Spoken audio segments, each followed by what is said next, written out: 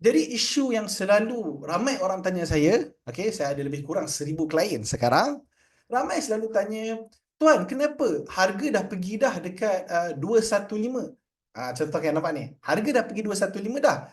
Saya dah queue 215 daripada semalam dah. Kenapa masih tak dapat lagi order saya? Okay, jawapan dia adalah belum kenalah queue you. So contohlah dekat sini kalau kita tengok, alright, kalau kita tengok dekat sini nampak tak ada 20,000 lot tengah queue. Okey, ni penting. Ni yang kedua lah. Ni mungkin kita buat di bahagian 2 explanation dia. Okey. So nampak tak dekat sini ada 20,715 lot. Jadi bila you queue, contohlah you queue 100 lot, apa akan jadi?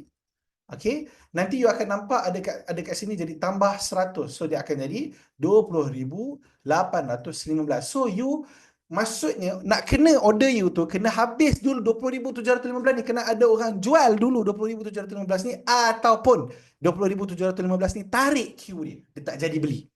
Barulah kena giliran you, sampai kena giliran yang 100 lot you order tadi, barulah order you fill.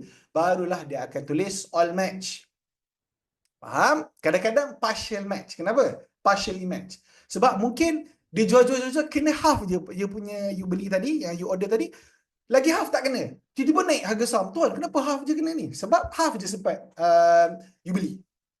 Faham? Okay? So, kena faham konsep tu. Jadi, walaupun harga market 215, you boleh tak beli 215 sekarang? Tak boleh. You kena queue kalau you nak beli 215. Kalau you nak beli terus, selalunya kalau tengah laju kita akan beli terus, best sell lah. Okay? So, kalau you nak beli terus, you kena beli dekat harga penjual, best sell. Okay? Penjual terbaik. Okay? So, guys, itu konsep dia. Jadi, kenapa order you tak fill bila you nak beli tu? Sebab you tengah queue. Okay? Sama juga. Ada orang macam Nation Gate tadi, contoh kita ambil